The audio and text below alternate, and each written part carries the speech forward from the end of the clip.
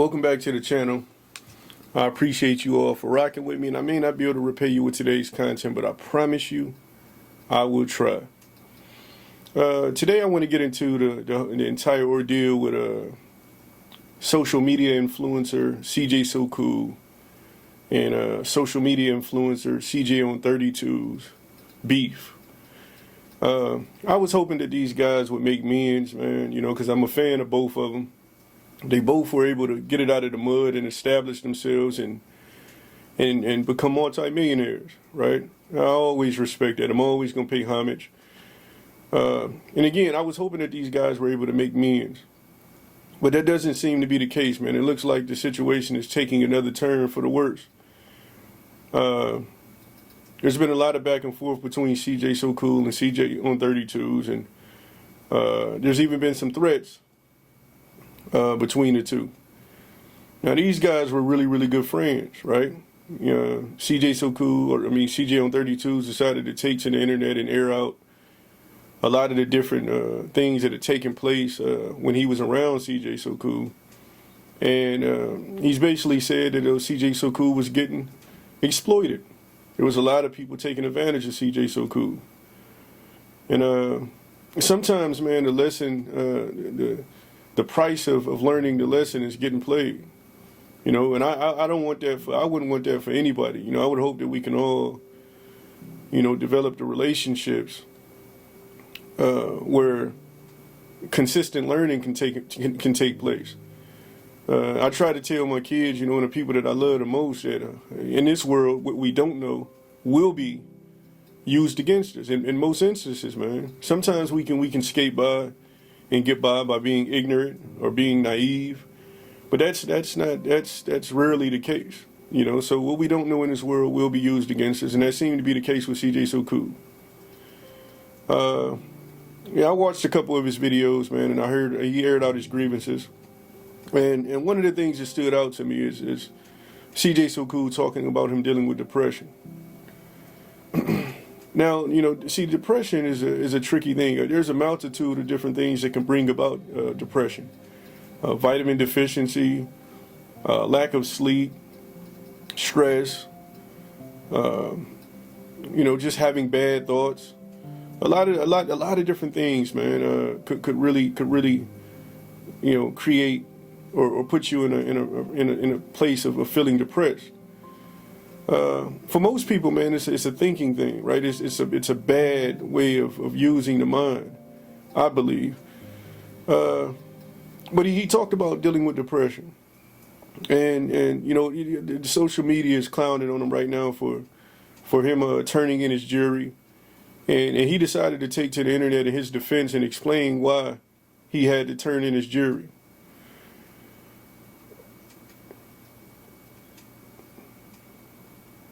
Say Cheese TV decided to air it out as well, man. So the latest person to take an attack on cjsocool is Say Cheese TV. Whenever I hear a person talking about depression, man, and again, remember, depression is a bad use of the mind faculties, and that's not always the case. And again, I mentioned some of the things that can bring it about, man, but when a person is in a depressed state, they're very fragile. They're very fragile, man. And I just think that it's so important that we're careful in the way that we deal with one another. So when I see people, taking their shots at them and making fun of them, again, it speaks to the state in which our society is currently in right now. Me personally, I couldn't fathom making fun of a person that's down. That's just not my forte. I just don't. I believe that you reap what you sow, and I try my best to not indulge in that type of behavior. I just think that it's sickening, right?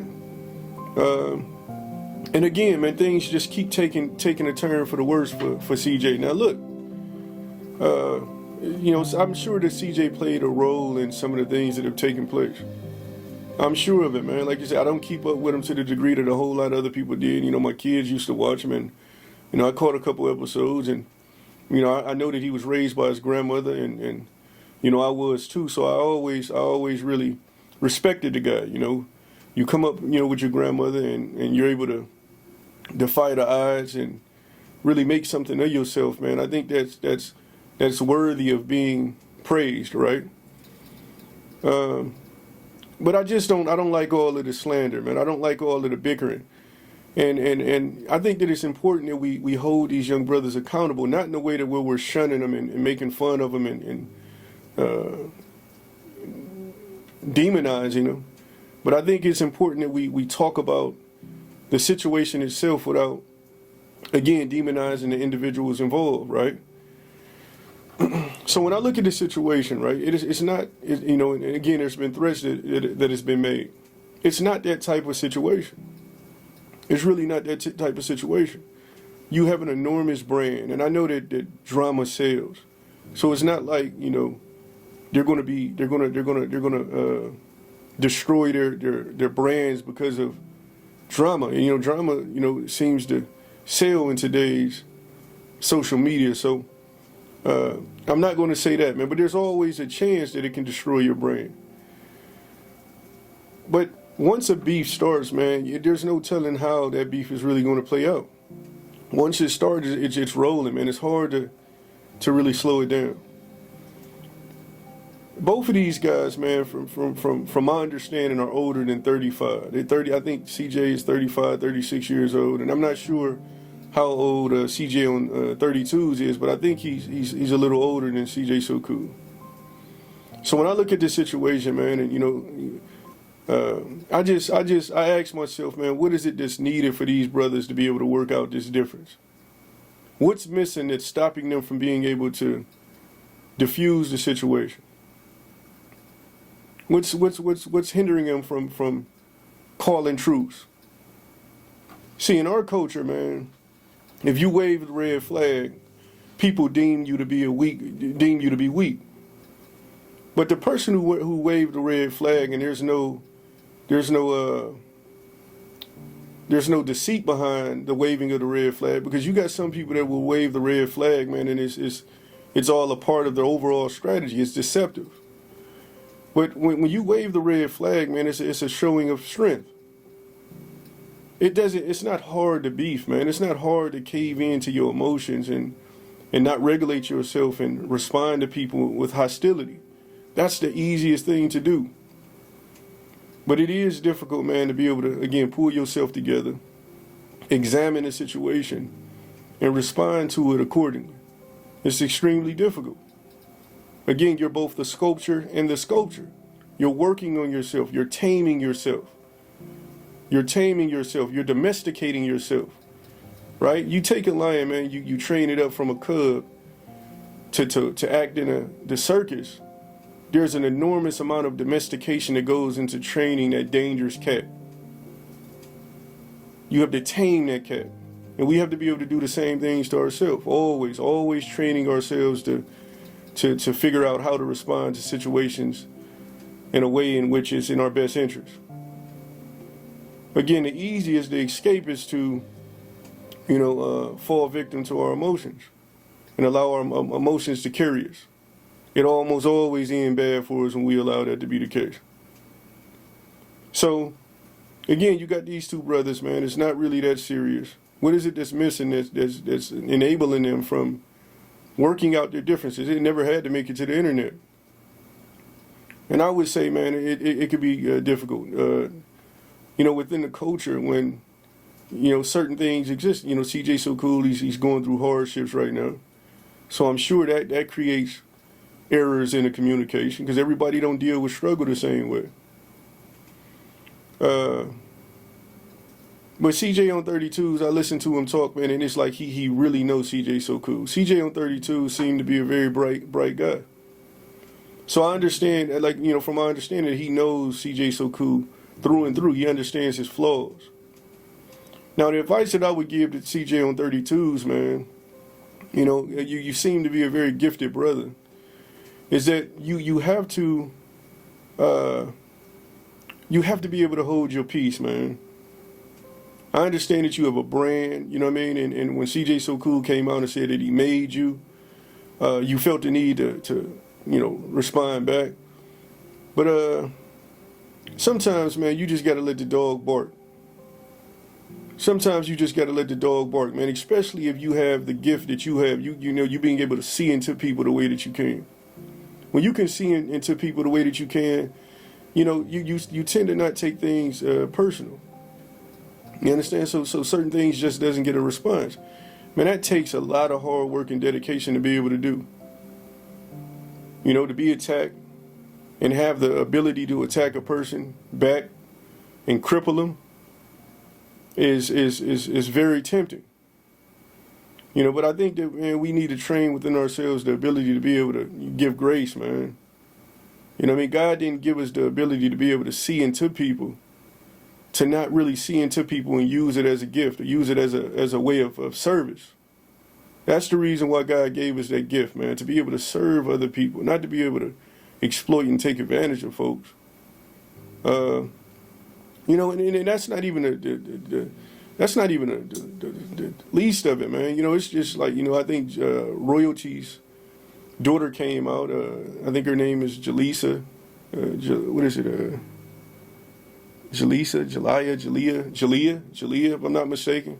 She took to the internet and she's sending shots at CJ So Cool, and she's being very disrespectful. She's basically accusing CJ So Cool of doing something to her.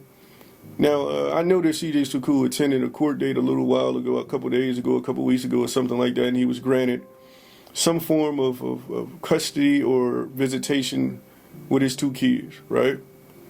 Now, we all know, man, hell has no fury like a woman who's scorned. And I'm not saying that that's the case, it's a legend. But I know that her, CJ and Royalty wasn't on good terms, and I'm hoping, man, that Royalty didn't put her daughter up to accuse CJ of something just to, gain leverage in a custody battle. It just seems that, Murphy Law is really active right now in CJ So Cool's life. But it isn't the devil that's doing it, man. It's really God trying to get him to refine himself and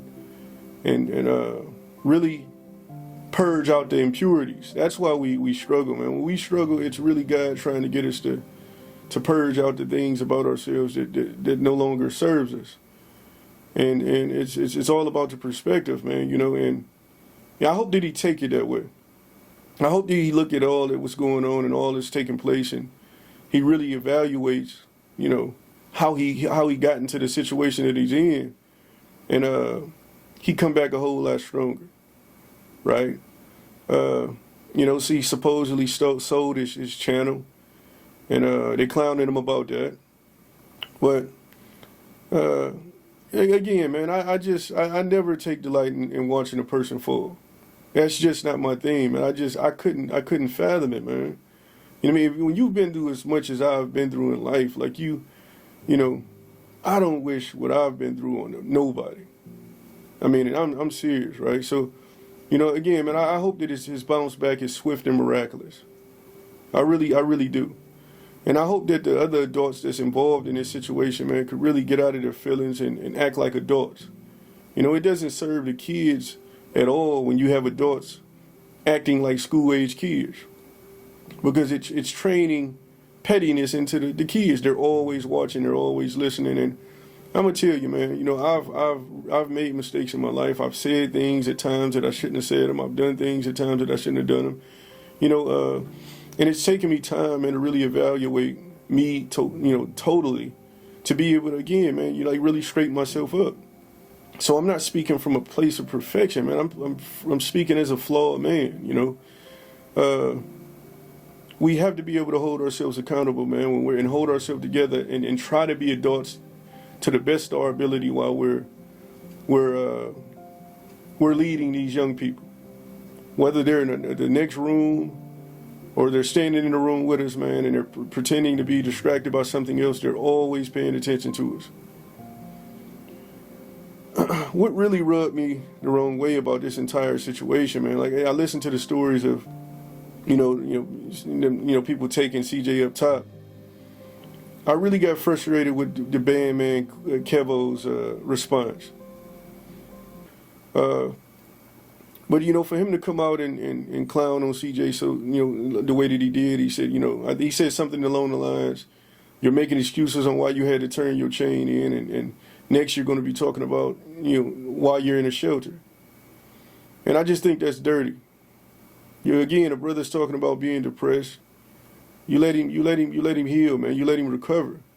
But in our culture, in our society, man, when broken people, when hurt people, when horrible people, when they see you down, man, they want to stump you out. They want to make whatever it is you're going through so much worse, man. In my toughest times in life, what made the toughness of my times as bad as they were the people that were around me, man. I kid you not. If you're going through hardships, if you're going through struggles, and you got horrible people around you, man, it's a blessing if you can recover. It's a blessing if you're going to recover, because there's a lot of people that will see you in those hard times and think that that's your final destination. And if they have front row seats to watch you recover, it's really going to invoke like insecurities in these people. When they watch you really fall, like really like completely wipe yourself out or come close to it, and they watch you put the pieces back together and bounce back, man, it's going to invoke some insecurities in the folk, man. That's why you really had to be safe. You really had to be careful. If you're a person out there and you're really trying to become whole again, you have to assess the people that are around you. If you do not assess the people that are around you, man, you're in for one. You have to assess the people in your circle. You have to assess the people that have access to you. Bandman Kevo was never a friend. CJ on 32's dropped the ball in this situation.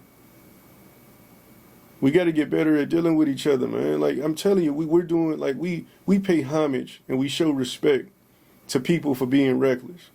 If I get mad and I act crazy and I punch you in the face and I knock you out, man, they praise me like I'm God. I put in work in the street and I do some dirty, and they praise me like I'm God. And it don't take nothing to do any one of those two things. For me to allow my emotions to get the best of me and to haul off on somebody and put him down, it doesn't take a whole lot of work. It doesn't take any work at all, man. There's no restraint. It's just me being conscienceless, just me not thinking. It doesn't take nothing, man, for me to create a strategy and to go and put in some work and put a guy down. It doesn't take anything, man, but we respect that, though. And I'm going to be honest with you, man. There was a time where I glorified certain lifestyles because I was ignorant. But, man, it's really the cop-out. It's really the cowardly way of living. What makes us hard? What makes us respectable people is us being able to face ourselves, right? And change the parts about ourselves that no longer serve us. You can't be a 40-year-old man with a 20-year-old brain. And that's what happens when you don't deal with yourself. When you're not accountable and you don't self-reflect or introspect. You can't hold yourself accountable. There's no growth. So we've been duped, man. We've been taught that the right way is that if somebody come at you, you go back at him. I got a guy, man, and I wanted to do a video on his content, and they got a real good podcast over there at man, I can't think of it off the top of my head, man, but they did a segment on retaliatory behavior. And he was talking to eye for an eye, man, and eye for an eye is always, the way. An eye for an eye is the easiest thing to do. An eye for an eye is an easy thing to do. It's easy. It's easy. There's nothing hard about doing an eye for an eye, man, because I feel like you've inflicted me. I feel like you've hurt me. So I'm riddled with emotions. And when I'm riddled with emotions, my prefrontal cortex is shut down.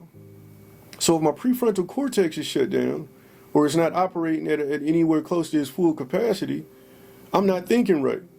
And that happens anytime you allow yourself to get emotional. When you become emotional, your prefrontal cortex is shut down. And when your prefrontal cortex is shut down, your ability to use reason and logic goes out the window. So now I'm more capable of being a fool. I'm more capable of acting outside of myself. It's not difficult, but it's difficult to be able to hold yourself together, to have it boiling in you. Man, I tell you, man, I had a really, really, really bad attitude, man. My attitude was horrific. They called me Lambo. They said I was 0 to 60 in seconds.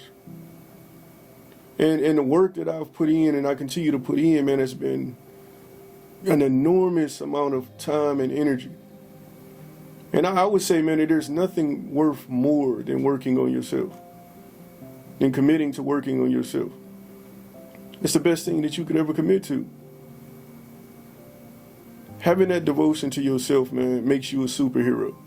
It makes you a superhero when you can keep yourself calm and collected, when you want to lose it, when you can cheer yourself up when you're sad. Those are noble. Those skills are worth. Man, anybody that's able to purge the nonsense out of themselves and develop those attributes, I pay homage to, because it's not an easy ordeal. And that's why we would prefer to be reckless, because it's easy and it still garner the respect of ignorant folks. You understand? But the real respect should go to the people that can communicate like men, that can purge, like, again, wage war on themselves. Man, when you decide that you want to change, and you say that you want to change, so you want to change being a certain way towards your woman, and you want to change being a certain way towards your kids, you're asking for all hell to break loose. Because there's habits that you establish that you have to change.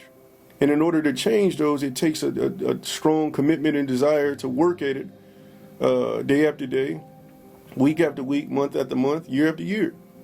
You got to understand, a lot of these habits you've had for a long, long, long time, and you're not going to be able to get rid of them just like that. It's all about you. Maybe you act in a way, you assess the way that you act, and you say, okay, you know what, I have to change that. And maybe the next time it come around, you catch yourself. But it come around again, you don't catch yourself that time. Come around the third time, you catch yourself. Come around the fourth time, you catch yourself. The fifth time, you might not catch yourself.